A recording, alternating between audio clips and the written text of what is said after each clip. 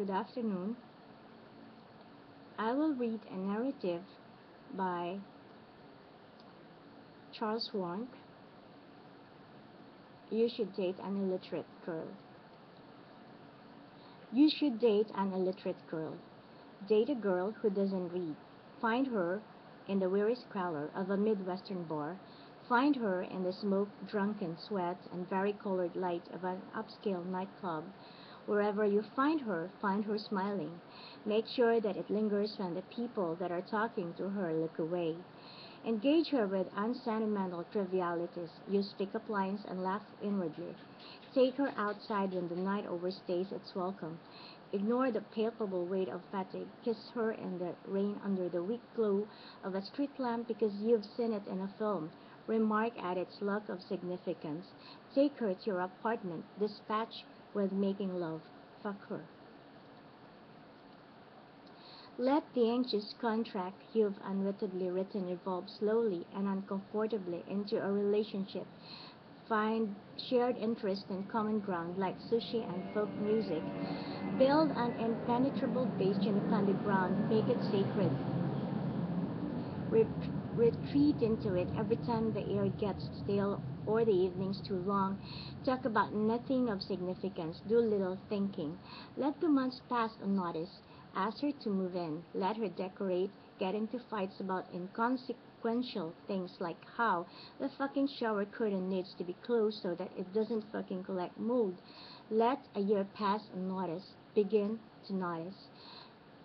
Figure that you should probably get married because you will have wasted a lot of time otherwise. Take her to dinner or on the 45th floor at a restaurant bar beyond your means. Make sure there is a beautiful view of the city. Sheepishly ask a waiter to bring her a glass of champagne with a modest ring in it. When she notices, propose to her with all the enthusiasm and sincerity you can muster. Do not be overly concerned if you feel your heart leap through a pane of sheet glass. For that matter, do not be overly concerned if you cannot feel it at all. If there is applause, let it stagnate. If she cries, smile. As if you've never been happier, rather. If she doesn't smile, all the same. Let the years pass unnoticed. Get a career, not a job. Buy a house, have two striking children, try to raise them well. Fail frequently, lapse into a bored indifference, lapse into an indifferent sadness, have a midlife crisis, grow old. Wonder at your lack of achievement. Feel sometimes contented, but mostly vacant and ethereal. Feel during walks as if you might never return or as if you might blow away on the wind. Contract a terminal illness, die only after you observe that the girl who didn't read never made your heart oscillate with any significant passion, that no one will write the story of your lives, and that she will die too with only a mild and tempered regret that nothing ever came of her capacity to love. Do those things, God damn it, because nothing sucks worse than a girl who reads. Do it, I say, because a life in purgatory is better than a life in hell. Do it because a girl who reads possesses a vocabulary that can describe the amorphous discontent of a life unfulfilled, a vocabulary that parses the innate beauty of the world and makes it an inaccessible necessity instead of an alien wonder. A girl who reads lays claim to a vocabulary that distinguishes between the specious and soulless rhetoric of someone who cannot love her and the inarticulate desperation of someone who loves her too much. A vocabulary, goddammit, that makes my vacuous sophistry a cheap trick.